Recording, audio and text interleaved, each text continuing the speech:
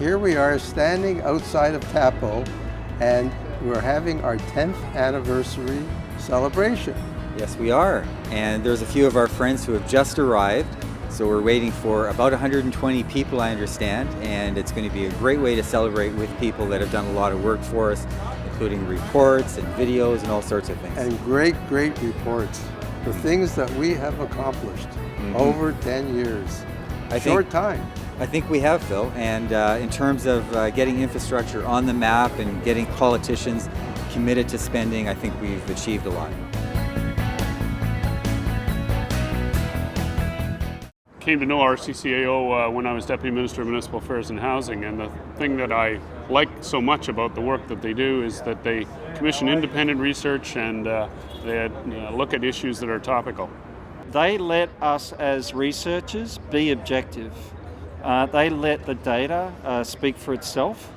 And they're not married to a particular agenda. We're partners on mobility pricing conversation, have been since 2008, and they've been supporting me as I bring 135 odd professional experts from around the world to talk about parking, road pricing, transit fares, and other user fees to do with transportation. I've had the pleasure of working as a contributor to some of the reports over the last 10 years, starting with transportation challenges in the Greater Toronto Area.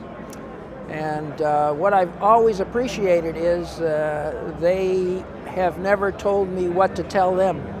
The best was the one that they had me author, obviously. And I'm not that familiar with many of the others, but there are quite a few interesting documents that they've produced.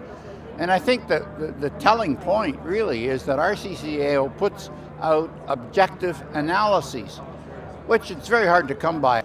Oh, I think the biggest win has been around giving solid advice to the government, and contrary to what many people might believe, governments like to get solid advice because when we take solid advice, we all become stronger. Probably the biggest success from my perspective is related to the influence they've had on the whole discussion around how do we pay for infrastructure that we need in this region in the future. They've been very influential in making sure that decision makers at the provincial, at the municipal level understand how important infrastructure is and trying to identify what are the right kinds of tools for the future. Research. Fantastic vision as to what needs to be done, partnering with all the best researchers and making sure that the right people are reading the reports that come out. RCCAO is, as a member of the Construction Design Alliance of Ontario, as well as our organization, the Ontario Society of Professional Engineers, whenever there's an advocacy issue that we think is important, we always go to RCCAO to understand what their perspective is, and more importantly, ask them to join us in that advocacy issue because we know just how important they are in this. I think their impact has been to raise the level of debate, first of all, and the level of information, so that we are debating actual issues and actual options and their impacts, the benefits and costs. And I think that has translated into action. I think their biggest win has been really bringing the importance of infrastructure, which most people don't understand being as important as they are, to the front burner. And they have produced a number of very good reports that are clear, concise, and allow us to see the importance of civil infrastructure in the Ontario economy. When I think of RCCAO, I think of solid research and great reports. And I think of something else. I think of Andy Manahan. Main reason for that is that RCCAO has been a tremendous member of the Construction Design Alliance of Ontario, and Andy has been a great contributor. And we, Consulting Engineers of Ontario and the Construction Design Alliance of Ontario, regularly quote the reports when we're advocating to government. Well, there's been so many big wins, but I think over the last 10 years it's actually making sure that decision makers like myself have all the policies that are usually highly very technical in nature, broken down in a way that we can understand it. Infrastructure is not something that everybody has a firm grasp and understanding on, and they've been really great at building partnerships with local communities, as well as the provincial and federal government, just to make sure that we have all the information that we need in order for us to make good, informed decisions.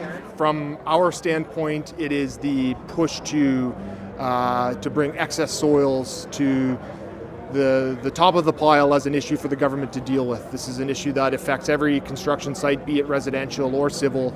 Excavated materials across the province has become an expensive and very real issue that we have had to deal with, and RCCAO's reports and the work that Andy has done has really pushed this issue forward.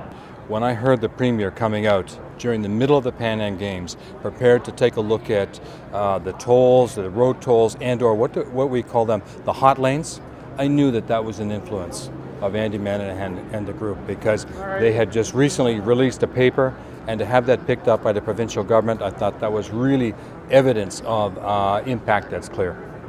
They're one of the most credible sources for advice and information.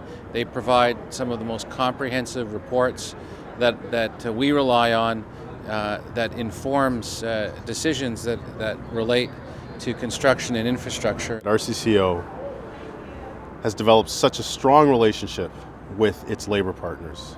For the first time, you have both industry and labor talking about issues that affect them in such a meaningful way. And that is, investments in infrastructure, keeping our communities strong, keeping our infrastructure assets relevant. So cheers to the RCCAO, and we'll be back again for the 20th anniversary. 10 years have passed, but maybe there's another 10 years left in us to keep fighting the good fight. There's a lot more to do, Phil, definitely. And I think we have a good pipeline of research on our way. We want to try to influence government in the right way. It's a collaborative approach with our partners, and I think that's the approach we're going to continue to take. As a matter of fact, we just talked about another report this morning. We did. Yeah, and that will be on the book shortly. Yeah. So I think everyone had a great time here tonight, and we'll have another party in 5 to 10 years. 10 years?